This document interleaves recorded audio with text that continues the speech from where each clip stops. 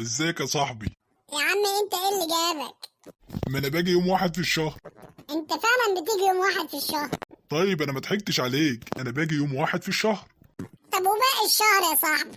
يا باشا تعالى نعيش وننبسط النهارده وبكره يحلها الف حلال. بس قول لي قبل الانبساط والكلام ده كله، انت جاي كامل؟ لا، الكمال لله وحده. انت هتكفر عشان 2000 جنيه؟ 2000 جنيه؟ اه يا باشا، مش في خصومات واذونات ودمغات؟ اي كلام اصلا. وبعدين انا سمعت ان انا اترقيت. ترقيت ايه اللي انت بتتكلم عليها؟ دول زودوك 62 جنيه. تبس يا صاحبي. يا باشا تبس من بقك وتعالى ننبسط. والله يا عم انت بارد. والله ما بارد يا صاحبي. يا اخي انت والله لما بتيجي انا بتقبض كده. لا انت بتقبض. تعالى بس نفرفش، قولي نفسك في ايه؟ معايا 2000 جنيه هعمل. قبل ما تفكر تعمل حاجة هتخرج 400 جنيه ديون عليك. 100 في 100 في 200 كده بقى معاك 1600 جنيه في حوزتك. قبل ما تتصرف في جنيه واحد هندفع الأقساط اللي عليك. اه صح، ده انا عليا قسط تليفون. 1000 جنيه قسط تليفون. تمام، عشان نفشخرك كدابة. انت راجل هلهولة، تشتري تليفون غالي ليه؟ يا ابني التفاحة بتفرق. يا عم التفاحة دي اللي نزلتنا من الجنة. ما تكبر بقى.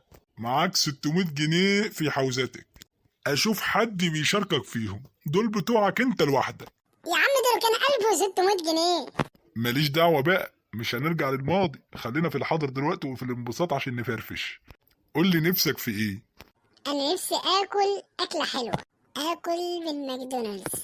ماكدونالدز ايه؟ انا عايزك تحلم على قدك، انا عايزك تكون واقعي. خلاص هناكل فول وطعمية يا صاحبي. لا مش قوي كده، انا مش جاي اعايرك ولا هزقك يعني. لا كده ولا كده، خليك في النص. خلاص هناكل كريب. واللي نوفره في الكريب نروح نجيب بقى برشام للإسهال وتعب البطن. انت عايز مني ايه يالا؟ أنا عايز أسعدك والله. انسى قصة الأكل دي خالص. أنت دماغك مش مليانة؟ اه. خلاص انسى بطنك خالص، هتعيش عادي. نفسك في إيه بقى؟ تعالى نلف في العربية شوية. العربية دي مش بتحتاج بنزين ومصاريف، وممكن حاجة تيجي في الكاوتش تخليه يريح وتصرف عليه قد كده. انت ايه يا ابني؟ عايز ايه؟ عايز أسعدك. انت عايز تجلطني؟ أنت عايز إيه؟ تعالى نروح نزور خطيبتي. يا عم نزورها ايه ونهبب ايه؟ 2 كيلو برتقان في 2 كيلو موز، المرتب يخلص على الفاضي والمليان، وفي الاخر تزعل مننا. يا عم خليك واقعي، ابوس على ايدك. انت بتعيرني بفقر ليه؟ انا مش بعايرك. قول لي انت نفسك في ايه؟ هو في حاجة تتعمل كده اصلا؟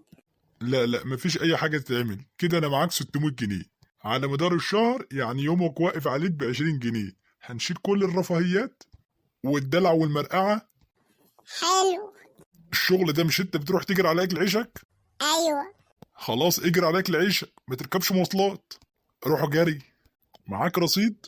لا ما معيش رصيد. خلاص ما تشحنش، الديانة هيفضل يكلموك طول الشهر عايزين فلوسهم.